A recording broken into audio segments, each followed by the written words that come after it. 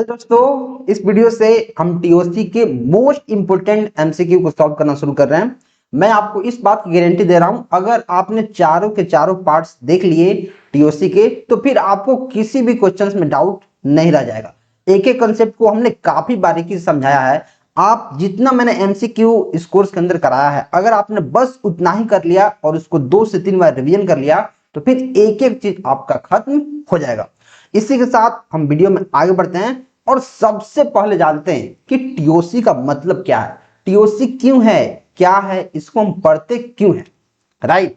तो question number 1, what do you mean by theory of computation.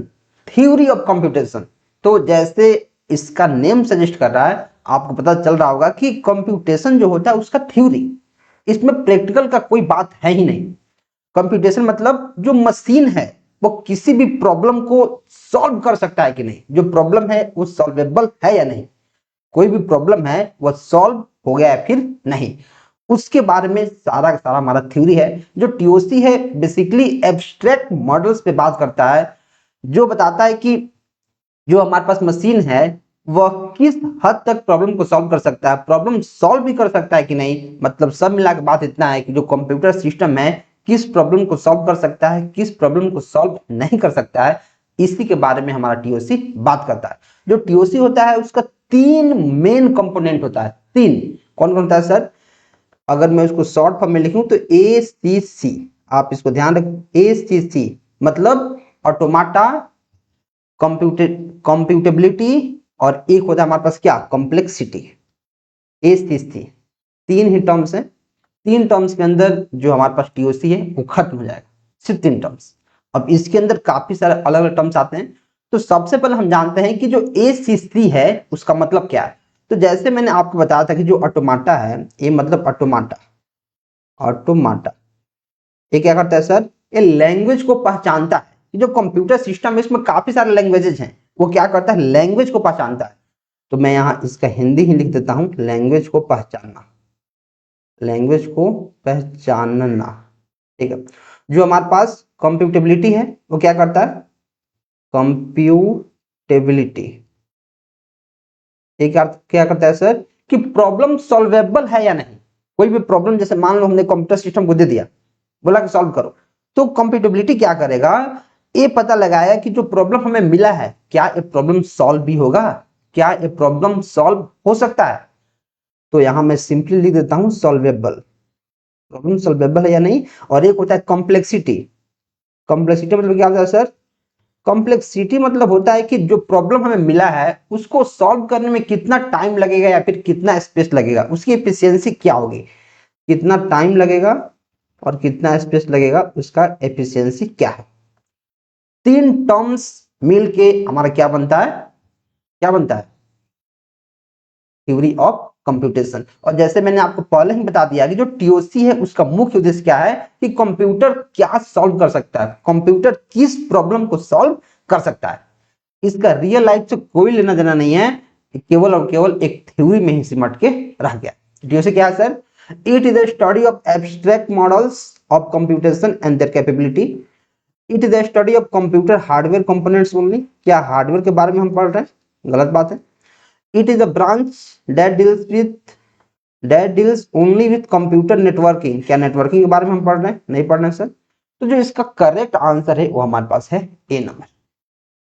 देखो एक एक क्वेश्चन, जो चारों पार्ट्स हमने टीओसी के बनाए हैं, एक एक क्वेश्चन काफी ज्यादा इंपॉर्टेंट है और इससे एसोसिएटेड थ्योरी पढ़ना बहुत जरूरी है। तो अगर आपने थ्योरी नहीं पढ़ा है तो हमने बैच के अंदर डाला हुआ है, आप वहां से थ्योरी पढ़ें, फिर आपको समझ में आएगा। Next, which set of binary strings is recognized by the following DFA। DFA क्या होता है सर, एक होता है DFA और एक होता है NFA, मतलब फाइनाइट ऑटोमाटा। जैसे मैंने आपको बताया था कि जो टीओसी होता है 3 पार्ट से मिलकर बना होता है, ACC ऑटोमाटा, कंप्यूटेबिलिटी और कॉम्प्लेक्सिटी। तो उसी में से जो ऑटोमाटा है उसका भाग होता है DFA और NFA। DFA मतलब डिटरमिनिस्टिक फाइनाइट ऑटोमेटा और एनपे मतलब नॉन डिटरमिनिस्टिक फाइनाइट ऑटोमेटा। अब ऑटोमेटा क्या है, ऑटोमेटा बेसिकली एक मशीन है जो लैंग्वेज को आइडेंटिफाई करता है।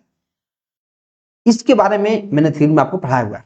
अब क्वेश्चन क्या दिख रहा है कि हमारे पास डीएफए के कुछ स्टेट दिए गए हैं, इनिशियल स्टेट, फाइनल स्टेट, यहाँ स्टार्ट स्टेट और फाइनल स्टेट दिया गया है, Q0 Q1, अल्फाबेट दिया गया है 0 और 1।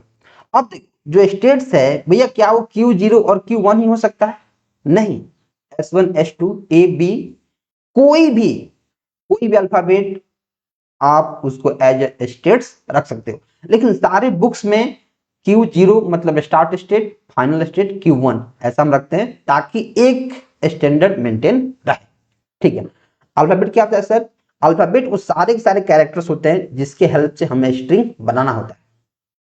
और ट्रांजिशन दिया है कि डेल्टा Q0 मतलब स्टार्ट, और स्टार्ट वाला एलिमेंट अगर 0 ले रहा है तो Q1 पे चला जाएगा, अगर जो स्टार्ट वाला 1 ले रहा है तो Q0 पे चला जाएगा, जो हमारे पास फाइनल स्टेट वो 0 ले रहा है तो Q1 पे चला जाएगा, और फाइनल स्टेट हमारे पास 1 ले रहा है तो Q0 पे चला जाएगा। भैया क्या जो ट्रांजिशंस है इसको रखना पड़ेगा? नहीं, एक क्वेश्चन में आपको दिया है, क्वेश्चन में जो दिया है उसको हम फैक्ट्स मानेंगे। क्या मानेंगे सर? कि अगर Q0 मतलब जो हमारा स्टार्ट स्टेट है उस पे अगर 0 आ रहा है, जैसे हमारे पास अल्फाबेट है 0 1, तो इससे हम स्ट्रिंग काफी सारे बना सकते हैं, जैसे 0 1 1 0 1 1 0 1 1 1 0 0 1, ऐसे। मतलब इन्हीं दो कैरेक्टर की हेल्प से हम काफी सारे स्ट्रिंग्स बना सकते हैं। तो अभी ये बोल रहा है कि अगर कोई एलिमेंट है जैसे Q0 है, उसके साथ अगर मैं 0 ले रहा हूं 0, तो Q1 पे चला जाऊंगा, जो Q0 है 1 ले रहा हूं तो Q0 पे चला जाऊंगा। ये आपको यहां से ध्यान रखना है। अब बताना है कि जो हमारे पास आंसर है क्या होगा। तो बोले भैया अल्फाबेट है 0 1, चलो कुछ स्ट्रिंग बना के देख लेते हैं। तो जैसे मान लो मैंने स्ट्रिंग्स बना लिया, यहाँ स्ट्रिंग बना रहा हूँ, स्ट्रिंग 1, क्वेश्चन मतलब एक एग्जाम्पल, पहला एग्जाम्पल मैं क्या लिख रहा हूँ, एक यहाँ 0 लिख रहा हूँ, 0, मैं क्या लिख रहा हूँ यहाँ 0 लिख रहा हूँ, 0। तो स्टार्ट कहाँ से होगा सर? स्टार्ट स्टेट Q0 से होगा। तो अगर मैं यहाँ लिखूं Q0 से स्टार्ट हो रहा है और इसको क्या मिल रहा है, इसको 0 मिल रहा है, तो Q0 से स्टार्ट हुआ और 0 मिल रहा है, मतलब 0 आ रहा है तो क्या जा रहा है Q1 पे, Q1 पे चला गया Q1। और Q1 मतलब और Q1 मिल रहा मतलब क्या? अगर Q1 मिल रहा है यहाँ Q1 मिल रहा है यहाँ, मतलब पहले 0 था, कि मतलब इसके लास्ट में हमारे पास 0 आया था तभी Q1 मिल रहा है। तो यहाँ साफ साफ लिखा हुआ है जब 0 आएगा तो Q1 मिलेगा, तो 0 आया है तो हमारा Q1 मिल रहा है, मतलब 0 मिल रहा है। ठीक है, एक और एग्जाम्पल लेते हैं, जैसे 1 0 1 0, इस पर देखो 1, पहले अगर Q0 1 ले रहा है तो मैं क्या लिखूंगा, Q0 अगर 1 ले रहा है, Q0 अगर 1 ले रहा है तो कहाँ जा रहा है Q0 पे, Q0 लिख दो। अब देखो, अब फिर यहाँ 0 बच गया, तो Q0 अगर 0 ले रहा है, Q0 अगर 0 लिख रहा है तो कहाँ चला गया Q1 पे, और Q1 मतलब फिर से वहीं 0 लिया है तभी Q1 पे गया। मतलब अगर 0 ले रहा हूँ तो काम कर रहा है, फिर तीसरा पे जा रहा हूँ। अगर मैं ऐसा लिखता हूँ, क्या मैं लिख रहा हूँ 0 1 1 ऐसे लिख रहा हूँ, तो 0 पहले है, तो Q0 अगर 0 ले रहा है तो कहाँ जा रहा है Q1 पे, और Q1 के बाद क्या फिर यहाँ से 1 है, तो Q1 अगर 1 ले रहा है, Q1 अगर 1 ले रहा है तो Q0 पे चला गया Q0, फिर यहाँ 1 है तो Q0 अगर 1 ले रहा है तो फिर कहाँ चला गया Q0 पे, और Q0 मतलब यहाँ 1 ले रहा है तब, यानी इसके लास्ट में हमारे पास 1 आ गया। तो आपने देखा, एक एग्जाम्पल पर और समझते हैं हम, जैसे 1 0 1 0 ऐसे समझो। तो 1 पहले है, मतलब Q0 अगर पहले 1 ले रहा है, Q0 पहले 1 ले रहा है तो क्या जाएगा Q0 आ गया। अब Q0 फिर 0 लेगा, Q0 अगर 0 ले रहा है तो कहाँ जाएगा Q1 पे, Q0 अगर 1 ले रहा है, Q1 अगर 1 ले रहा है तो Q1 1 ले रहा है तो Q0 पे, और Q0 फिर 0 ले रहा है, 0 ले रहा है तो कहाँ जाएगा सर Q0 0 Q1 पे, मतलब 0 ले रहा है तो Q आना गया। और जब फाइनल स्टेट हमारा Q1 आ रहा है, मतलब 0 ले रहा है, यहाँ 0 आ गया लास्ट में। तो आप देख पा रहे होंगे कि जब लास्ट में 0 है, 0 यहाँ है, लास्ट में 0 यहाँ है, लास्ट में 0 यहाँ है, तो लास्ट में क्या आ रहा है हमारा Q1, और Q1 मतलब क्या 0 ले रहा है तब Q1 आ रहा है, मतलब 0 लास्ट में 0, यहाँ लास्ट में 0, और यहाँ हमारे पास Q1 आ रहा है मतलब लास्ट में 0। लेकिन जैसे हमने 0 1 1 लास्ट में 1 रखा है 1, तो आप देख पा रहे हैं कि हमारा Q0 आ रहा है, Q0 मतलब 1 रखने पे हमारा Q0 आ रहा है। तो इतना सारा कुछ करने का भी जरूरत नहीं था, हम ये देख पा रहे हैं कि जैसे लिखा है string containing N odd number of 0, string ending with 0, तो क्या हमारे पास है, जैसे ये सारी चीजों को किसको दर्शाएगा ये दर्शाएगा स्ट्रिंग एंडिंग विथ जीरो, क्योंकि जैसे हम जीरो इसमें डाल रहे हैं तभी Q1 आ रहा है, जैसे हम जीरो इसमें डाल रहे हैं तभी Q1 आ रहा है। मतलब फाइनल स्टेट पे हम कब पहुंच रहे हैं, फाइनल स्टेट पे हम कब पहुंच रहे हैं, जब हम जीरो डाल रहे हैं। तो स्ट्रिंग एंडिंग विथ जीरो, ये हमारा आंसर हो जाएगा। एक क्वेश्चन काफी सारे लोगों को समझ में नहीं आया होगा, अगर समझ में नहीं आया है तो आप वीडियो को पीछे करें, फिर से देखें, समझ में आएगा। और फिर भी अगर समझ में नहीं आ रहा है तो पहले आपको थ्योरी रिकमेंड किया जा रहा है, आप ऐप पे जाके जो कोर्सेज आपने लिए हैं उनमें थ्योरी पढ़ें। Next, which of the following operations preserves the class of regular languages. तो हमारे पास चार बहुत इंपॉर्टेंट लैंग्वेज होते हैं। रेगुलर लैंग्वेज, फिर हमारे पास होता है context free language, context sensitive language, और फिर अनरिस्ट्रिक्टेड लैंग्वेज। तो रेगुलर जो लैंग्वेज है, हम एक एक लैंग्वेज के बारे में पढ़ेंगे। तो सबसे पहला कि जो रेगुलर लैंग्वेज है, रेगुलर, उसके अंदर कौन कौन से ऑपरेशंस होते हैं। क्या उसके अंदर यूनियन होता है, इंटरसेक्शन होता है, कंप्लीमेंट होता है, या फिर सारे होते हैं। तो देखो, जो रेगुलर लैंग्वेजेस हैं या फिर कंटेक्स्ट फ्री, कंटेक्स्ट सेंसिटिव, इनमें कौन कौन से ऑपरेशंस होते हैं, ये जो क्वेश्चन है भर भर के आता है। ये क्वेश्चन क्या होता है, भर भर के। तो मैं उसको इसके लिए पहले एक रामबाण ट्रिक लिखता हूं, रामबाण, जिसको आपको याद करना है रेगुलर के लिए। यहां लिखता हूं अंकल चाय स्टार पीता। कोई अंकल है जो स्टार चाय पी रहा है, एकदम कड़क चाय पी रहा है। और उसके बाद इडली चटनी डेली रात। बस इतने याद रखना है। जो रेगुलर लैंग्वेज है उसके लिए कौन कौन से ऑपरेशंस उसके अंदर होते हैं, क्लोज्ड हैं उसके अंदर, आपको बस इस लाइन को याद रखना है। अंकल चाय स्टार पीता, इडली चटनी डेली रात। भैया इतना भयंकर रूल कैसे याद करूंगा, तो भाई आप दो चार बार पढ़ोगे याद हो जाएगा। अब देखो, अब यू से हमारे पास क्या है, यूनियन, तो यूनियन होता है। चाय से हमारे पास कंप्लीमेंट, कंप्लीमेंट होता है। और फिर हमारा एस से क्लीन स्टार, एस से क्लीन स्टार या फिर प्लस, वो भी होता है। फिर हमारे पास इडली से यहां से इंटरसेक्शन भी होता है। और फिर चटनी से कंकेटिनेशन होता है। फिर हमारे पास डी से डिफरेंस होता है, आर से रिवर्सल होता है। और पी से क्या होता है हमारे पास, क्लीन प्लस। यहाँ स्टार है तो यहाँ क्लीन प्लस लिख दो यहाँ, ठीक। अब देखो, अंकल, यू से यूनियन होता है हमारे पास। फिर सी एच एच सी से कंकेटिनेशन होता है, कंप्लीमेंट, यहाँ दिख गया। फिर यहाँ चटनी से सी है तो कंकेटिनेशन होता है। फिर स्टार यानी क्लीन स्टार, तो क्लीन स्टार यहाँ है, स्टार होता है। फिर यहाँ पीता, पी से क्लीन प्लस, प्लस यहाँ है। फिर रात से रिवर्सल यहाँ है। फिर हमारे पास आई से इंटरसेक्शन यहाँ है, इंटरसेक्शन। और एक चीज डेली रात है, यहाँ है मैंने लिखना भूल गया है। और है से होमोमॉर्फिज्म और इनवर्स होमोमॉर्फिज्म, इतना ध्यान रखना है। बस इतना ही वो मेन इंपोर्टेंट हमारे पास ऑपरेशंस हैं जो रेगुलर लैंग्वेजेस के अंदर होते हैं। तो यूनियन भी हो रहा है, इंटरसेक्शन भी हो रहा है, कंप्लीमेंट भी हो रहा है, मतलब भैया सारे के सारे हो रहे हैं। और इस लाइन को आपको रट्टा मार लेना है, दो तीन बार आप पढ़ेंगे तो आपको याद हो जाएगा। Which of the following strings belongs to the languages represented by the regular expression?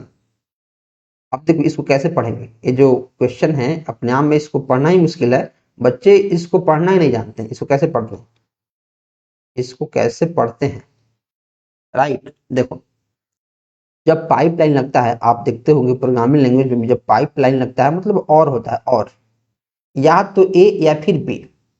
इसको कैसे पढ़ते हैं, या तो ए या फिर बी, आइदर ऑफ ए और बी। या तो ए को लो या फिर बी को लो, उसके बाद कोई कैरेक्टर हो सकता है, कितने नंबर ऑफ ए कितना हूं नंबर ऑफ बी हो सकता है, लेकिन लास्ट में हमेशा क्या होगा, ए बी बी। लास्ट में हमेशा क्या होगा सर, ए बी बी। या तो शुरू में ए लो या फिर बी लो, लेकिन लास्ट में क्या होगा, हमेशा ए बी बी होगा। और उसके कितने भी सीक्वेंस हो सकते हैं, 0 1 2 3, 0 से लेकर ज्यादा तक, ठीक। तो लास्ट में ए बी बी, लास्ट में ए बी बी आ गया। इसके पहले कुछ भी हो सकता है, कुछ भी। अगर ए और बी लो और स्टार लिखा है मतलब उसका 0 रेपिटेशन या फिर उससे 1 मोर 2 3 ज्यादा। ए बी बी यहां भी है, ए बी बी यहां भी है। आइदर ए लो या फिर आइदर बी लो, या तो ए लो या फिर बी लो। तो यहाँ ए लिया गया है, यहाँ बी लिया गया है। और चूंकि यहाँ स्टार रिप्रेजेंट कर रहा है तो यहाँ एप्सिलॉन कुछ नहीं है तो एम्प्टी है। मतलब ए भी सही है, ए भी सही है, ए भी सही है, सारे के सारे हमारे पास सही है। पाइपलाइन मतलब क्या पढ़ते हैं? पाइपलाइन मतलब आइदर ए या फिर बी। नेक्स्ट, अब यहाँ देखो, यहाँ क्या लिखा है, इसका मतलब है जीरो या मोर बार ए या बी, जीरो या मोर बार ए या बी, उसके बाद अनिवार्य रूप से ए बी बी, इसको ऐसे पढ़ते हैं, जीरो या फिर मोर बार ए एन बी, ए या बी, ए या बी जो है, या इसको जीरो बार ले लो, स्टार लिखा है तो जीरो बार या फिर एक बार या फिर उससे ज्यादा बार, ठीक है। What is the primary purpose of the pumping lemma in theory of computation? जो पंपिंग लेमा है एक काफी तगड़ा, आप इसको मशीन मान सकते हो।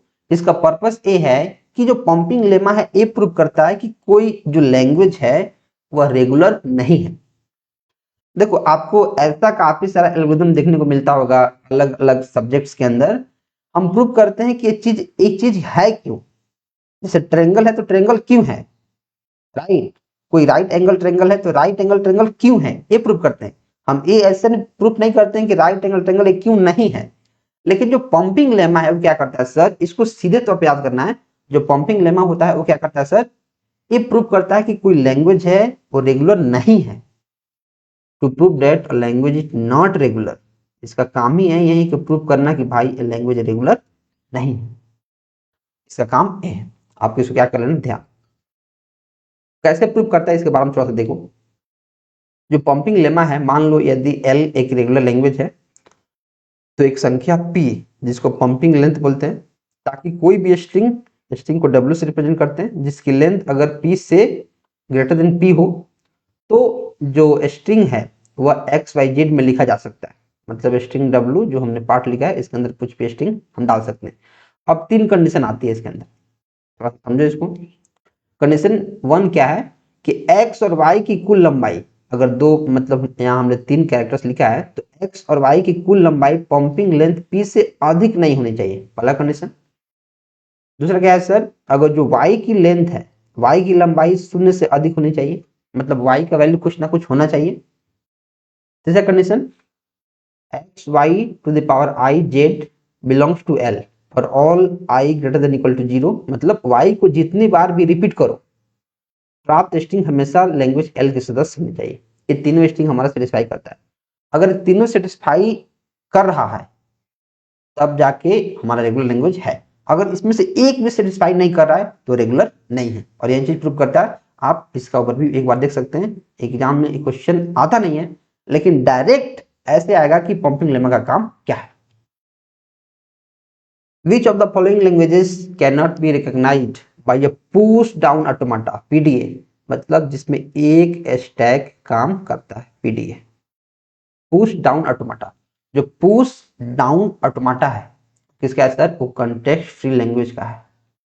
कंटेक्स्ट फ्री, कंटेक्स्ट फ्री जो हमारे पास लैंग्वेज है उसका पार्ट।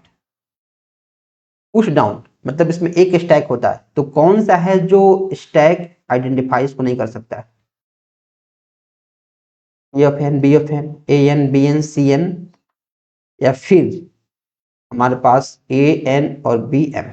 अब देखो यहाँ ध्यान समझने की जरूरत है। आपको काफी सारे क्वेश्चंस ऐसे देखने को मिलेंगे कि कुछ एक्सप्रेशन दिए रहेंगे, बताओ कौन कंटेक्स्ट फ्री है, कौन कंटेक्स्ट सेंसिटिव है, कौन रेगुलर है और कौन ट्यूरिंग मशीन से सॉल्व होगा। तो जो हमारे पास पीडीए है मतलब वन स्टैक जिसमें होता है push down automata. Push down ऑटोमाटा मतलब क्या है, एक मशीन है पुश डाउन ऑटोमाटा जिसमें क्या होता है एक स्टैक होता है। एक स्टैक हो रहा है, जैसे मान लो हमारे पास ए एन और बी एन, मतलब एन का वैल्यू जैसे मान लो 2 है और दोनों एन बराबर है, मतलब पहली बार में एक ए को डालेगा, दूसरी बार में फिर से एक ए को डालेगा, अब ए का वैल्यू खत्म हो जाएगा, अब बी डालेगा, अब बी डालेगा तो क्या करेगा, अब बी जैसे आएगा तो मैच करेगा, ए मैच कर गया, मतलब एक पहला बी आया तो ए हमारा ए आउट हो गया, फिर दूसरा बी आया तो ए हमारा आउट हो गया। मतलब जितना वैल्यू हमारे पास ए का था उतना ही वैल्यू बी का है। और एक स्टैक है तो एक स्टैक दो ऑपरेशन हमारा कर सकता है, एक पुश ऑपरेशन एक पॉप ऑपरेशन, ठीक है। मतलब एक स्टैक है और दो वेरिएबल पे हमारा काम कर रहा है तो काम कर जाएगा। लेकिन एक स्टैक है और तीन वेरिएबल पे अगर काम करना है तो बिल्कुल नहीं कर पाएगा। और यही हमारा पुश डाउन ऑटोमेटा इसको एक्सेप्ट नहीं करेगा। तो आंसर क्या हो जाएगा हमारे पास बी। यहाँ भी दो वेरिएबल है हमारे पास, यहाँ भी दो वेरिएबल है और यहाँ लिखा है m not equal to n। अब यहाँ कुछ समझने की बात है, जैसे मान लो यहाँ n का वैल्यू 2 है और m का वैल्यू यहाँ पास 3 है। m not equal to m not equal to n लिखा है, मतलब m हमारे पास बड़ा हो सकता है या फिर n हमारे पास बड़ा हो सकता है, दोनों में से कोई एक कंडीशन होगा। ठीक है, अब देखो जो a to the power n है और b to the power m है, जैसे मान लो अगर मैं स्टेक एक ले रहा हूँ तो पहले a जाएगा, फिर हमारे पास क्या जाएगा a जाएगा, 2a चला गया, अब m आए, अब b आएगा, तो पहले b के लिए a खत्म और एक हमारे पास b बच गया, क्योंकि क्या है m का वैल्यू एक ज्यादा है। तो यहाँ m का वैल्यू हमारे पास इस केस में ग्रेटर देन हो जाएगा n, और एक कंडीशन हमारे पास दिया गया है। जब एक कंडीशन दिया गया है मतलब ए भी जो पुश डाउन ऑटोमेटा है इसको एक्सेप्ट करेगा, ये भी क्या कर लेगा, कर लेगा। लेकिन क्वेश्चन में पूछा कौन नहीं करेगा, कौन नहीं करेगा सर, तो ए नहीं करेगा। क्यों? क्योंकि ए करेगा हमारा लीनियर बाउंडेड ऑटोमेटा जो कंटेक्ट सेंसिटिव लैंग्वेज होता है, कंटेक्ट सेंसिटिव लैंग्वेज। तो डायरेक्ट एक क्वेश्चन आते हैं डायरेक्ट, इसको आपको ध्यान रखना। Which class of languages can be recognized by push down automata? Push down मैंने आपको अभी बताया था, पुश डाउन मैंने आपको अभी बताया तुरंत, जो पुश डाउन है क्या है सर, कंटेक्स्ट फ्री लैंग्वेज, इसको ध्यान रखना है। पुश डाउन मतलब context free language, context free language. जो रेगुलर लैंग्वेज होता है क्या करता है सर, वह NFA और फिर DFA, मतलब नॉन डिटर्मिनिस्टिक फाइनाइट ऑटोमेटा और डिटर्मिनिस्टिक फाइनाइट ऑटोमेटा, इसको करता है। जो कंटेक्स्ट सेंसिटिव है क्या करता है, LBA लीनियर बाउंडेड ऑटोमेटा, इसको आपको लिखते चलना है, लीनियर बाउंडेड ऑटोमेटा, ये हो गया। जो रिकर्सिव लैंग्वेज क्या करता है सर, ये हमारा ट्यूरिंग मशीन को रिकॉग्नाइज करता है, ट्यूरिंग TURING ट्यूरिंग मशीन। ये चीजें ध्यान रखनी है, डायरेक्ट एग्जाम में क्वेश्चन बनेगा। रिकर्सिव लैंग्वेज किसको आइडेंटिफाई करेगा, जैसे यहाँ लिख दिया है PDA push down automata, context free language जिसमें एक स्टैक होता है, वन स्टैक, जो दो वेरिएबल पे काम करता है, दो वेरिएबल, इसको ध्यान रखना। Why is Turing machine considered more powerful than a push down automata? Push down automata मतलब जिसमें एक स्टैक हो, वन स्टैक। जो ट्यूरिंग मशीन है जो काफी पावरफुल मशीन है, उसको हम पुश डाउन ऑटोमेटा से ज्यादा पावरफुल क्यों मानते हैं? इट हैज इनफाइनाइट मेमोरी, उसके पास काफी ज्यादा मेमोरी होता है, इसलिए। इट हैज टू स्टैक, क्या इसमें दो स्टैक होता है। It can simulate any algorithm, वह किसी भी एल्गोरिथम को सिमुलेट कर सकता है, इसलिए। बिल्कुल दो स्टैक होता है, नहीं ये बात गलत है। जो ट्यूरिंग मशीन होता है उसमें स्टैक का कंसेप्ट नहीं आता है, लेकिन उसके मेमोरी काफी ज्यादा होता है और वो किसी भी एल्गोरिथम क्या कर सकता है, सिमुलेट कर सकता है। तो आंसर क्या हो जाएगा, डी, मोर देन वन। अब जो ट्यूरिंग मशीन है उसके कुछ इंपॉर्टेंट कंसेप्ट्स हैं, कुछ पॉइंट्स हैं, इनको सीधे तौर पे आपको पढ़ के याद करने की जरूरत है। इसमें काफी ज्यादा मेमोरी होता है, इसमें हम रीड राइट मूव कोई भी ऑपरेशंस कर सकते हैं, इसको यूनिवर्सल ट्यूरिंग मशीन भी बोलते हैं। सबसे पावरफुल मशीन होता है, किसी भी एल्गोरिथम को सिमुलेट कर सकता है, और जो रिकर्सिव इन्यूमरेबल लैंग्वेजेस हैं इसके रिकॉग्नाइजर है, इतना ध्यान रखना।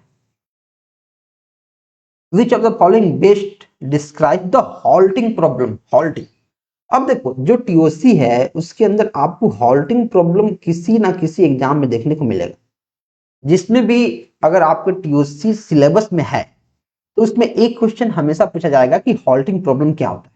हॉल्टिंग, हॉल्टिंग मतलब हॉल्ट करना, रुकना, हॉल्टिंग मतलब हॉल्ट, और हॉल्ट मतलब क्या होता है सर,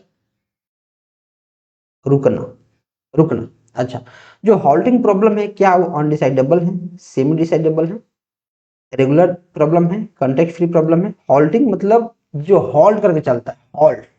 और हॉल्टिंग प्रॉब्लम क्या होता है सर, हॉल्टिंग प्रॉब्लम इसको एलन ट्यूरिंग ने, जो एलन ट्यूरिंग साहब हैं, एलन ट्यूरिंग 1936 में, जो एलन ट्यूरिंग है, एलन ट्यूरिंग उन्होंने 1936 में प्रूव कर दिया कि ऐसा कोई यूनिवर्सल एल्गो नहीं बनाया जा सकता जो हर प्रॉब्लम के लिए, हर प्रोग्राम के लिए बता दे कि वह हॉल्ट करेगा या फिर नहीं। इन्होंने क्या बताया कि जो एलन ट्यूरिंग थे 1936 में इन्होंने प्रूव कर दिया कि ऐसा कोई भी यूनिवर्सल एल्गोरिथम नहीं बन सकता है जो जितने भी प्रोग्राम्स होते हैं उनको देख के ये बता दे कि ये प्रोग्राम रुकेगा या फिर चलेगा या फिर चलते रहेगा या फिर रुकते रहेगा, क्या करेगा, कोई नहीं बना सकता है। क्योंकि कोई उसको बना नहीं सकता है, कोई एल्गोरिथम ऐसा बन नहीं सकता है, तो इसको बोलते हैं अनडिसाइडेबल। तो जब भी हॉल्टिंग प्रॉब्लम आपको देखने को मिले, तुरंत बिना सोचे समझे मानना है अनडिसाइडेबल, इसको याद कर लेना है अनडिसाइडेबल। जो टीओसी है, आप कम इसमें दिमाग लगाना है, मैक्सिमम चीजें जो फैक्ट्स हैं उनको याद करना है। अच्छा, तो ये क्या है सर, अनडिसाइडेबल। हॉल्टिंग प्रॉब्लम क्या पूछता है, क्या कोई प्रोग्राम किसी दिए गए इनपुट पर अंत करेगा या फिर हमेशा चलता रहेगा, इनफाइनाइट लूप। हॉल्टिंग प्रॉब्लम ये पूछता है कि किसी प्रोग्राम को, जैसे मान लो आपने दिया है, तो क्या ये जो प्रोग्राम है ये दिए गए इनपुट पे अंत करेगा, चलते रहेगा, क्या करेगा। विच of the following statements about Chomsky normal form is correct. Chomsky normal form के बारे में करेक्ट कौन है। तो देखो, जो चॉम्स्की नॉर्मल फॉर्म है, इसमें हमारे पास 3 लेवल होते हैं, लेवल 0, फिर 1, फिर 2, फिर 3। आप इसको टाइप मान लो। जो लेवल 0 होता है, क्या होता है सर, वो होता है रिकर्सिव इन्यूमरेबल, रिकर्सिवली इन्यूमरेबल। ये क्या होता है sir, context sensitive, context sensitive बहुत इंपॉर्टेंट है, यहां से क्वेश्चन डायरेक्ट आता है। ये क्या है, कंटेक्ट फ्री। ये क्या है सर, हमारे पास रेगुलर। आपको बताया था कि जो रिकर्सिवली इन्यूमरेबल है वो ट्यूरिंग मशीन काम करता है। कॉन्टेक्स्ट सेंसिटिव क्या करता है, LBA, linear bounded automata. Context free क्या करता है, पीडीए, पुश डाउन ऑटोमेटा, मैंने आपको बताया हुआ है। और रेगुलर क्या करता है, एनएफए और डीएफए, एनएफए और डीएफए। इतना से तो ध्यान रखना है। तो क्या ये बोलता है कि every regular grammar is already in CNF. क्या जो चॉम्स्की होता है, चॉम्स्की नॉर्मल फॉर्म जिसमें 4 टाइप होते हैं, क्या वो बोलता है कि जितने रेगुलर ग्रामर हैं वो हमेशा के लिए, मतलब पहले से ही सीएनएफ में है। नहीं, ये बात गलत। क्या जो सीएनएफ होता है अलाउ करता है only productions of the form A tends to A. नहीं, ये केवल इस नहीं करता है, 2 रूल देता है, 2 रूल देता है, केवल 1 रूल नहीं देता है, ये बात गलत है। जो चॉम्स्की नॉर्मल फॉर्म है उसके प्रोडक्शन रूल 2 होते हैं, सिर्फ यहाँ लिखा है ओनली, ओनली लिखा है। क्या केवल एक ही रूल होता है, नहीं, 2 रूल होता है। मैं आपको रूल अभी बताऊंगा। Every context free grammar CFG can be transform into its equivalent CNF। CFG, जो CFG है, context free grammar, context free grammar है, ये ट्रांसफॉर्म हो सकता है किस में, इसके इक्विवेलेंट चॉम्स्की नॉर्मल फॉर्म में बिल्कुल हो सकता है। तो ये हमारे पास हमारे सही आंसर होगा। जो प्रोडक्शन रूल है आप ऐसा समझो, एक string tends to a b और दूसरा है ए टेंड्स टू ए। ये दोनों हमारे पास प्रोडक्शन रूल है, केवल एक नहीं, इसको याद रखना है। मतलब जो अगर s tends to a b लिखा है, मतलब एस की जगह पे ए बी आ जाएगा। ए टेंड्स टू ए लिखा है, मतलब ए की जगह पे ए से हम रिप्लेस कर देंगे। अगर ये चीजें आपको अच्छे समझ में नहीं आ रही हैं, मतलब आप बेसिक्स बिल्कुल भी नहीं जानते हैं, और बेसिक्स बिल्कुल भी अगर नहीं जानते हैं, तो मैंने आपके लिए थ्योरी कराया हुआ, पहले उसको देखें। Right, next, which of the following statements is true. कौन स्टेटमेंट है जो सही है। Every context free language is regular. अब फिर आपको यहां से ध्यान देना पड़ जाएगा, जैसे मैं यहां लिखता हूं रेगुलर। देखो, जो हमने टेबल यहां बनाया है, regular, context free, context sensitive, recursively, अगर ये टेबल को आपने ध्यान रख लिया तो काफी सारे क्वेश्चन आपके सॉल्व हो जाएंगे। पहले क्या है, हमारे पास रेगुलर है, ठीक, हम रेगुलर लिखते हैं। इसके ऊपर क्या है सर, कंटेक्स्ट फ्री। देखो यहाँ क्या है, कंटेक्स्ट फ्री। इस टेबल को याद रखना है, तो यहाँ लिखे हैं कंटेक्स्ट फ्री, इसको ऐसे घेरो, लिख दिया। फिर यहाँ context sensitive language, short form लिखता हूँ कंटेक्स्ट सेंसिटिव, और फिर ऊपर क्या लिखता हूँ, रिकर्सिव इन्यूमरेबल, आर लिखता हूँ, समझना है, रिकर्सिव इन्यूमरेबल। फिर इसको एक डब्बा में बंद करो, ठीक है सर। अब बोल रहा है कि every context free language is regular. क्या जितने भी कंटेक्स्ट फ्री लैंग्वेज हैं सारे के सारे रेगुलर हैं। क्या सारे के सारे जो कंटेक्स्ट फ्री लैंग्वेज है वो तो काफी बड़े हैं, वो रेगुलर है, नहीं, ये बात गलत हो जाएगा। Every regular language is context free, जितने भी रेगुलर लैंग्वेज है, ये सारे के सारे जो रेगुलर लैंग्वेज हैं वो कंटेक्स्ट फ्री हैं। हाँ, सारे के सारे जो है रेगुलर लैंग्वेज है वो कंटेक्स्ट फ्री के अंदर आ रहे हैं। ये बात मुझे सही दिख रहा है? ये बात क्या जी मुझे सही दिख रहा है? Every recursive language is regular, जितने भी रिकर्सिव लैंग्वेज है रेगुलर है, सारे के सारे नहीं, कुछ रिकर्सिव लैंग्वेज रेगुलर है, लेकिन सारे के सारे जो रेगुलर है वो रिकर्सिव है। हो सकता है ये बात क्या हो जाएगा? गलत। ये बात क्या हो जाएगा? गलत। तो अगर आपने इस डायग्राम को याद कर लिया, अगर आपने इस टेबल को याद कर लिया टाइप 0 से लेकर 3 तक, तो फिर आप बहुत सारे क्वेश्चंस की बैंड बजा पाएंगे। Right, next, which of the following languages can not be recognised by any push down automata? Push down automata से कौन रिकॉग्नाइज नहीं हो सकता? पुश डाउन मतलब जिसमें एक स्टैक होता है, और एक स्टैक हो रहा है मतलब जो 2 वेरिएबल पे काम करेगा। 2 वेरिएबल, ये तो काम करेगा, ये हमारा काम नहीं करेगा। 3 वेरिएबल है, मैंने आपको बताया था। एक क्या हो जाएगा? कॉन्टेक्स्ट सेंसिटिव लैंग्वेज, इस पे काम करेगा sir LBA, linear bounded automata, इस पे काम करेगा। W और W to the power R, ये क्या कर रहा है सर? ये हमारा पैलिंड्रोम का प्रोग्राम।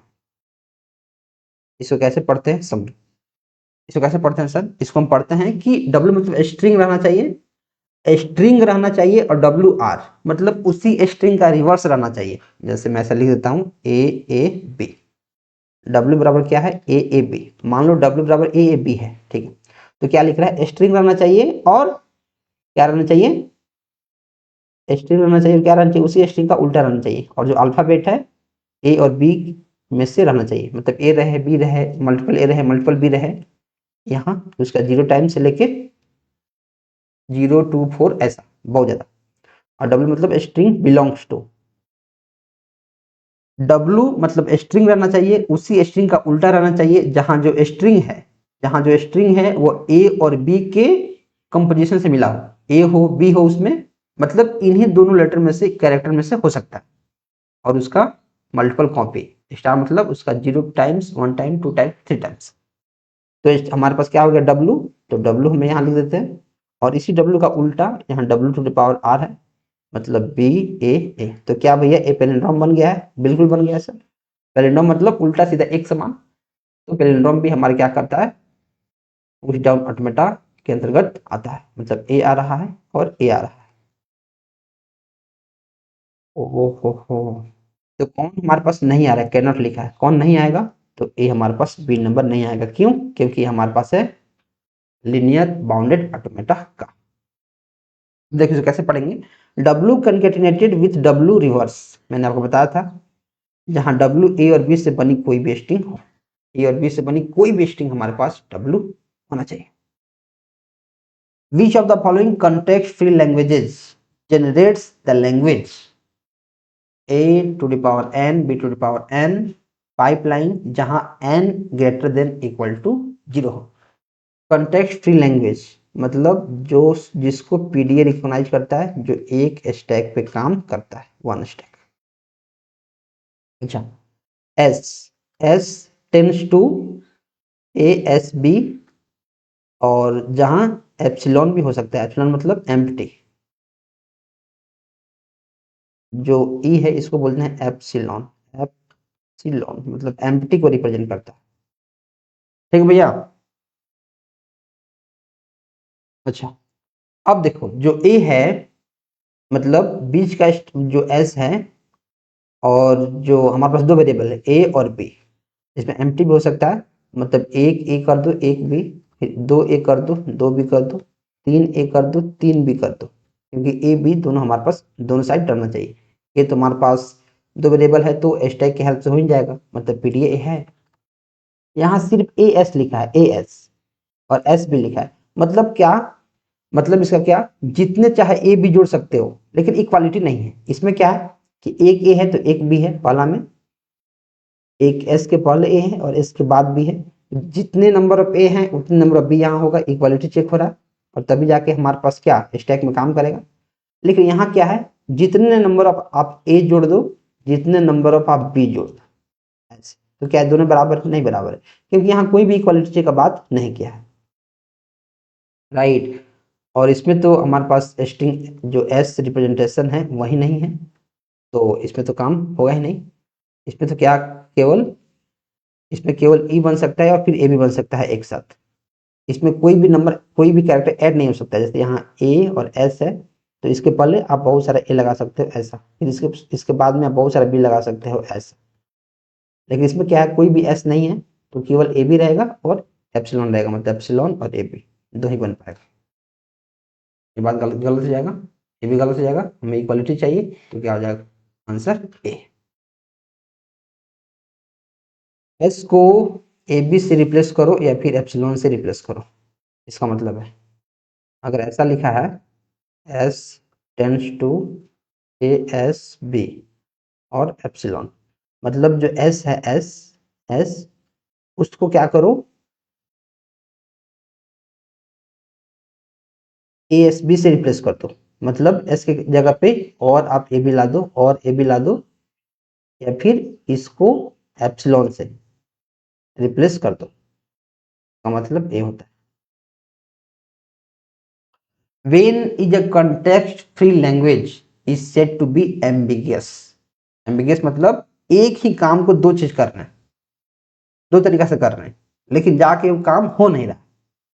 राइट, एक ही काम को एक समय में काफी सारी चीज करने, काफी सारे लोग करने की कोशिश कर रहे हैं तो उसको बोलते हैं एम्बिगियस। ठीक से काम नहीं हो पाएगा। कब नहीं हो पाएगा सर? मैंने क्या बोला, एम्बिगियस कब होता है? एक ही काम को एक साथ काफी सारे लोग करने की कोशिश कर रहे हैं। जैसे मान लो कि ये जो लैपटॉप है जिसपे मैं आपको पढ़ा रहा हूँ, मैं पढ़ा रहा हूँ, सेम टू सेम इसी टाइम पे अगर आप भी इस पर पढ़ाने की कोशिश करो आप भी, तो क्या पढ़ा पाओगे? नहीं पढ़ाओगे, काम हो ही नहीं पाएगा। इसको बोलते हैं एम्बिगियस। एक समय पे एक आदमी ही करना चाहिए। अगर दो आदमी कर रहा है तो एम्बिगियस हो जाएगा एक ही काम। वेन स्ट्रिंग है मोर than one pass tree, yes, किसी स्ट्रिंग के पास एक समय में एक से ज्यादा पास ट्री है तो एम्बिगियस हो जाएगा। When the grammar contains left recursion, अगर लेफ्ट रहेगा तब कहाँ होगा? When the grammar generates more than one language, क्या हो जाएगा हमारे पास? ए। समझो, जैसे मान लो हमारे पास ग्रामर है, जैसे मान लो मैं यहाँ लिखता हूँ हमारे पास ग्रामर है, ग्रामर ई है। इसमें मान लो हम दो एलिमेंट्स को ऐड कर रहे हैं। ई को मैं क्या लिख रहा हूँ भाई? ई है, एक मिनट इरेजर लेता हूँ पहले। ई प्लस सी, ठीक। फिर हमने क्या किया, इसी ई को उसी समय हम क्या कर रहा हूँ, मल्टीप्लाई कर रहा हूँ। तो एक साथ में क्या आ सकता है, अगर मैं ई को अगर आईडी की तरह ऐसे मान लो कि ई बराबर हमारे पास क्या है, आईडी है, तो एक बार मैं क्या कर रहा हूँ, ID plus ID into ID. मतलब एक तरीका है कि आईडी प्लस आईडी में करूं और फिर इंटू कर दूं आईडी, और एक तरीका क्या प्लस है, ID plus ID into ID, मतलब ई, आईडी मतलब ई। एक साथ में आईडी में प्लस करके उनका जो इंटू है उसको प्लस कर रहा हूँ, फिर मैं प्लस करके फिर उसे इंटू कर रहा हूँ, तो एक साथ में दो काम कर रहा हूँ। इसको बोलते हूँ एम्बिगियस। हालांकि ये चीज आपको समझ में अभी नहीं आई होगी अगर आपने फिर नहीं पढ़ा होगा तो, लेकिन फिर भी आपको ऐसे समझना है। विच of the following languages is recursive but not regular? कौन सा लैंग्वेज रिकर्सिव है लेकिन रेगुलर नहीं है? भैया हम कैसे पहचानेंगे कि कौन सा लैंग्वेज रिकर्सिव है और रेगुलर नहीं है? तो रेगुलर लैंग्वेज वो होता है जो सिंपल होता है, जैसे ए स्टार ऐसे लिख दिए, ए बी लिख दिए, ए बी सी स्टार लिख दिए, ऐसे जो काफी सिंपल, उसको बोलते हैं रेगुलर। जिसमें थोड़ा सी कॉम्प्लेक्सिटी आ जाती है, जिसमें थोड़ी सी कॉम्प्लेक्सिटी आती है उसको हम क्या बोलते हैं, वो रेगुलर नहीं है। वो क्या है, रेगुलर नहीं है। जो ए एन बी एन है मैंने आपको बताया था, ये पीडीए एक्सेप्ट इसको कर लेगा, मतलब एक कंटेक्स्ट फ्री लैंग्वेज है, सीएफएल कंटेक्स्ट फ्री। इसमें तीन हमारे पास वैल्यू है। एक क्या है, कंटेक्स्ट सेंसिटिव लैंग्वेज। पैलिंड्रोम क्या है हमारे पास, कंटेक्स्ट फ्री लैंग्वेज। और जो कंटेक्स्ट फ्री लैंग्वेज होता है वो रिकर्सिव होता है, जो सीएफएल है वो रिकर्सिव होता है, जो सीएफएल है वो भी क्या होता है, कंटेक्स्ट फ्री रिकर्सिव। मतलब सारे के सारे क्या है, रेगुलर तो नहीं है लेकिन रिकर्सिव है। भैया हमें कैसे पता चलेगा कि कौन सा रेगुलर है कौन सा रिकर्सिव है, कौन क्या है? तो जो काफी सिंपल पैटर्न को फॉलो करता है, एक सिंपल पैटर्न को फॉलो कर रहा है, उसको बोलते हैं रेगुलर। जैसे हमारे एग्जांपल्स हैं, जो दो वेरिएबल को लेता है उसको हम बोलते हैं क्या, कॉन्टेक्स्ट फ्री लैंग्वेज। जैसे मैंने आपको बताया था पीडी एक्सेप्ट करता है। जो तीन वेरिएबल को ले रहा है, थोड़ा सा कॉम्प्लेक्स है, वो क्या होता है, कॉन्टेक्स्ट सेंसिटिव लैंग्वेज होता है, और जो कॉन्टेक्स्ट फ्री है, कॉन्टेक्स्ट सेंसिटिव है, वो सारे के सारे रिकर्सिव लैंग्वेज होते हैं। अगर पैटर्न है, सिंपल पैटर्न है तो रेगुलर है। एक मैच कर रहा है तो कॉन्टेक्स्ट फ्री है। एक मैच कर रहा है, देखो एक मैच। अगर दो मैच कर रहा है, यहाँ दो वेरिएबल है, तो दो मैच अगर कर रहा है तो कॉन्टेक्स्ट सेंसिटिव है। जो एल्गोरिथम से हमेशा सॉल्व हो रहा है उसको बोलते हैं रिकर्सिव।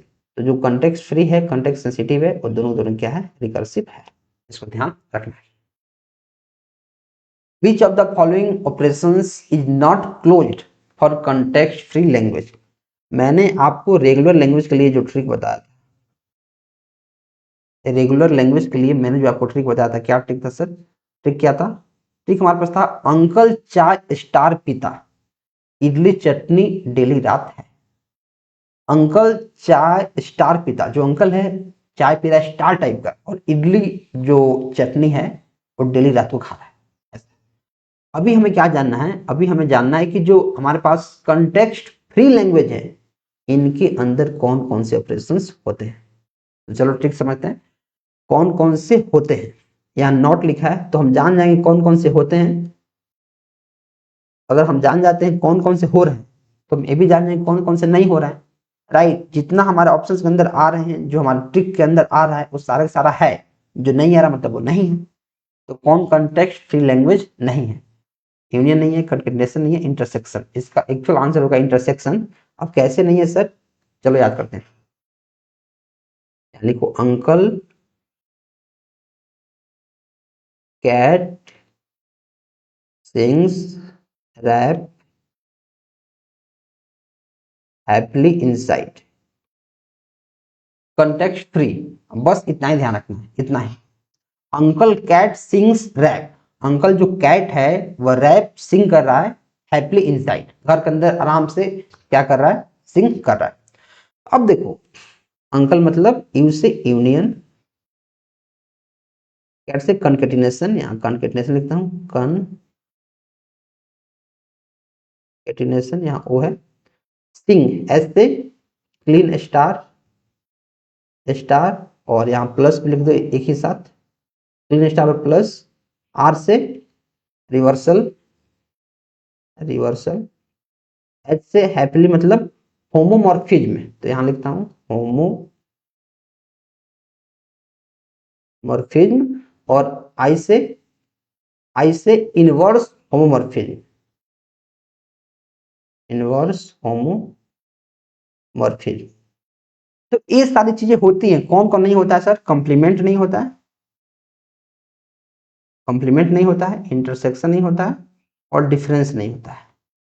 कंप्लीमेंट नहीं होता है, इंटरसेक्शन नहीं होता है, डिफरेंस नहीं होता है। क्यों? क्योंकि ट्रिक्स के अंदर हमारा नहीं आया है, नहीं आया। तो क्या होगा, इंटरसेक्शन हमारे पास नहीं होगा।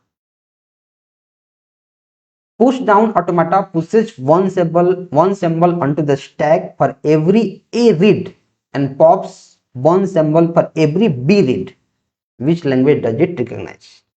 आपको पता है जो पुश डाउन ऑटोमेटा है, इससे काफी ज्यादा क्वेश्चन पूछा जाता है। आप देख सकते हो इसी प्रैक्टिस सेट में कितना ज्यादा क्वेश्चन पूछा गया सिर्फ पुश डाउन ऑटोमेटा से।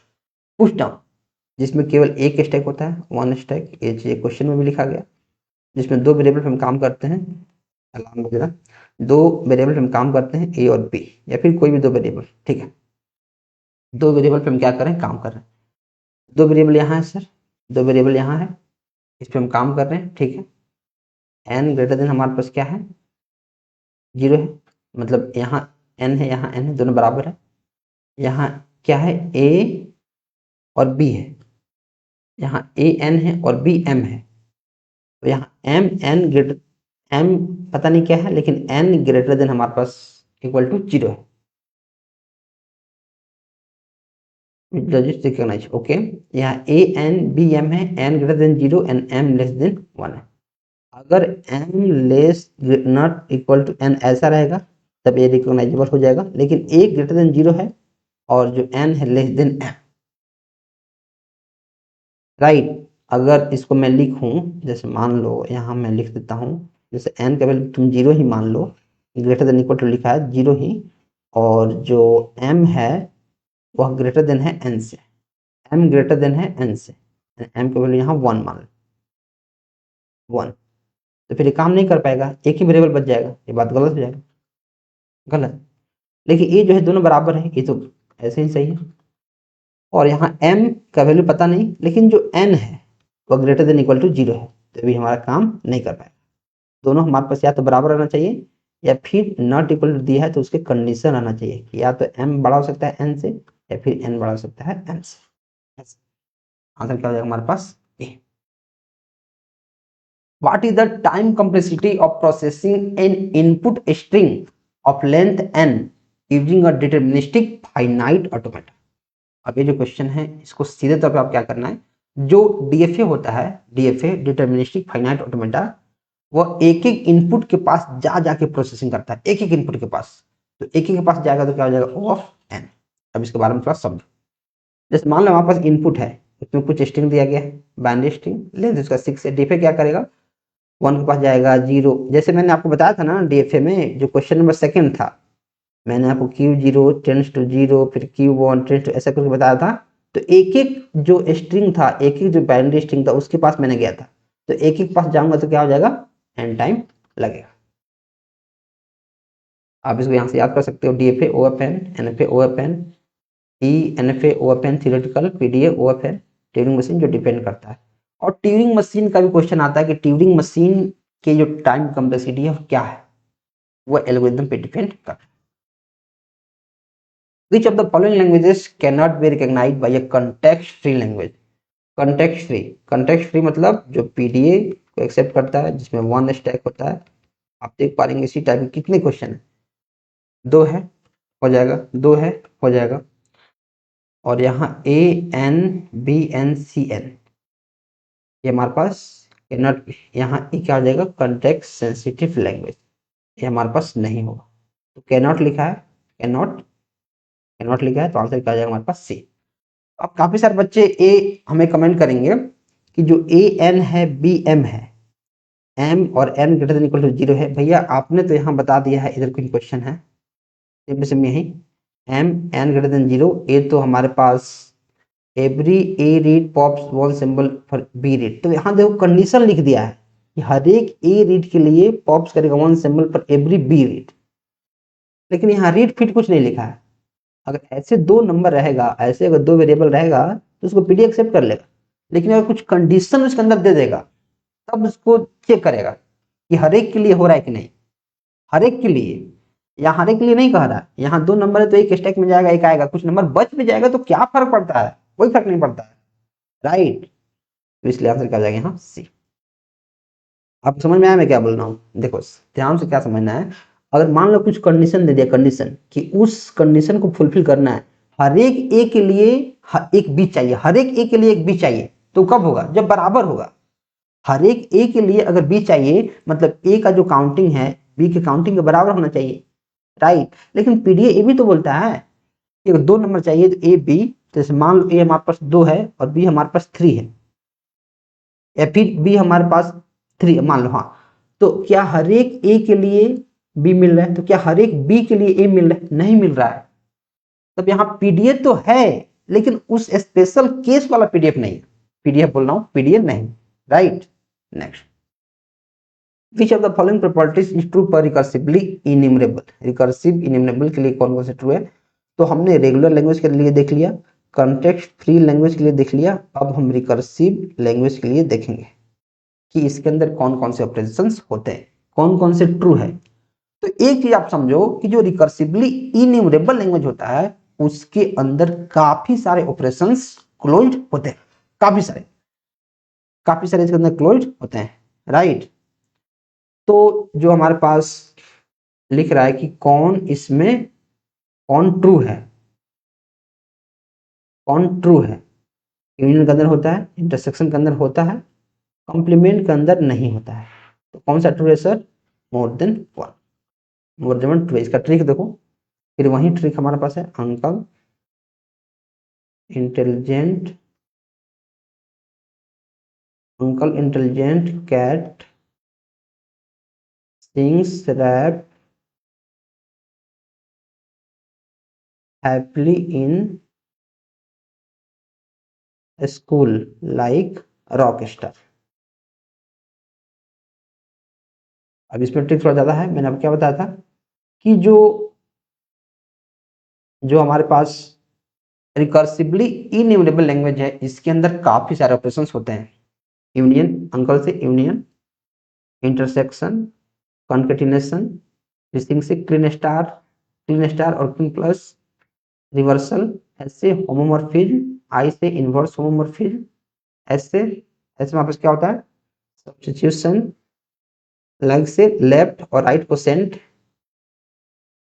लेफ्ट राइट कोसेंट, और रॉक स्टार से क्या होता है, रॉक स्टार से इंटरसेक्शन विथ क्या, रेगुलर, इंटरसेक्शन विथ रेगुलर, इसको ध्यान रखना है। तो इसमें कॉम्प्लीमेंट नहीं हो रहा है। कॉम्प्लीमेंट क्या होता है, नहीं होता है, कॉम्प्लीमेंट नहीं होता है। इस ट्रिक को याद रखना है भैया। ये ट्रिक को याद करना काफी मुश्किल है बाबू, 2 से 3 बार 4 बार 5 बार पढ़ो, याद हो जाएगा, कुछ मुश्किल नहीं है। यूसी इससे आसान तरीका से नहीं बताया जा सकता है, सबसे आसान तरीका यही है। Which of the following statements is correct regarding recursive and recursive enumerable language? इसको ध्यान से समझना पड़ेगा। जैसे यहाँ है फाइनाइट, फिर हमारे पास है रेगुलर, फिर हमारे पास है कंटेक्स्ट फ्री लैंग्वेज, फिर कंटेक्स्ट सेंसिटिव लैंग्वेज, फिर हमारे पास है रिकर्सिव, और फिर रिकर्सिव इन्यूमरेबल। तो every recursive language is recursive enumerable. क्या जितने भी रिकर्सिव लैंग्वेज हैं वो क्या हमारे पास रिकर्सिव इन्यूमरेबल है? जितने रिकर्सिव है वो सारे रिकर्सिव इन्यूमरेबल हैं। बिल्कुल जैसा ही दिख रहा है। Okay, every recursive enumerable language is recursive. देखो ए पूरा का पूरा ए हो सकता है, लेकिन अपोजिट संभव नहीं है। अपोजिट क्या है? गलत। Recursive languages and recursive enumerable languages are identical. दोनों सेम है? नहीं, दोनों सेम नहीं। जितने रेगुलर लैंग्वेज है वो सारे के सारे सीएफएल हैं। क्या जितने सीएफएल हैं सारे रेगुलर हैं? नहीं, ये बात गलत है। ट्रिक याद कर लो, finite, regular, context free, context sensitive, recursive language और फिर रिकर्सिव इन्यूमरेबल, इसको ध्यान रखना है। Which of the following languages cannot be recognized by a finite automata? Finite automata से कौन रिकॉग्नाइज नहीं हो सकता है? मैंने आपको बताया था फाइनाइट ऑटोमाटा मतलब जो रेगुलर लैंग्वेज को आइडेंटिफाई करता है। रेगुलर मतलब simple pattern.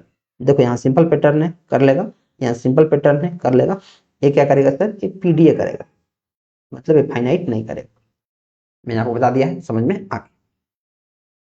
Which of the following computational models can recognise languages? इतना, ये जो लैंग्वेजेस हैं इसको आइडेंटिफाई कौन करेगा? 3 है। 3 मतलब एलबीए, मतलब कॉन्टेक्स्ट सेंसिटिव लैंग्वेज। तो क्या डिटर्मिनिस्टिक फाइनाइट ऑटोमेटा कर लेगा, डीएफए कर लेगा? नहीं, ये तो रेगुलर लैंग्वेज से करता है। कोई टर्न कर लेगा, 2 वेरिएबल चाहिए। क्या ट्यूरिंग मशीन कर लेगा? देखो ट्यूरिंग मशीन कर सकता है, लेकिन एक्चुअल आंसर होना चाहिए हमारे पास क्या? लीनियर बाउंडेड ऑटोमेटा, लीनियर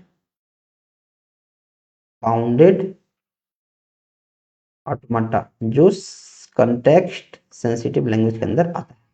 लेकिन वो ऑप्शन में नहीं है तो मोर देन वन तो होगा नहीं। नॉट अटेम्प्टेड आप कब मारोगे? जब आप आंसर नहीं देना चाहते हो। ये तो गलत हो जाएगा, मोर देन वन है नहीं, तो इस केस में आंसर आप ट्यूरिंग मशीन को मारोगे। इस केस में आंसर क्या मारना? Turing machine. भैया ट्यूरिंग मशीन क्यों मारना है? क्योंकि भाई तुम खुद देखो, डिटर्मिनिस्टिक फाइनाइट ऑटोमेटा तो होगा नहीं, रेगुलर लैंग्वेज को स्पेसिफाई करता है। कोई जनरल स्टैक पे काम करता है जो कॉन्टेक्स्ट फ्री लैंग्वेज को करेगा। ट्यूरिंग मशीन क्या करता है सर? इसको कर देगा, इसका कंप्यूटेशनल पावर ज्यादा है। आगे क्या हो जाएगा? सी। और इसी के साथ हमारा पार्ट 1 खत्म होता है गाइज। अगर आप बीपीएससी टीआरई या फिर यूनिवर्सल बैच के थ्रू DSSP की प्रिपरेशन करना चाहते हैं तो आप हमारे कोर्स को चेकआउट कर सकते हैं। इंडिया का सबसे महंगा कोर्स पढ़ाया जा रहा है, एक एक चीज काफी बेहतर तरीका से। अगर आपको टीओसी अच्छे समझ में नहीं आ रहा तो आप हमारा थ्योरी वीडियो जाकर देखें, एक एक चीज कोर्स के अंदर हमने पढ़ाया हुआ है। चलिए मिलते हैं नेक्स्ट वीडियो में, तब तक आप चैनल को सब्सक्राइब कर लो, क्योंकि काफी ज्यादा चैनल आपकी हेल्प करेगा।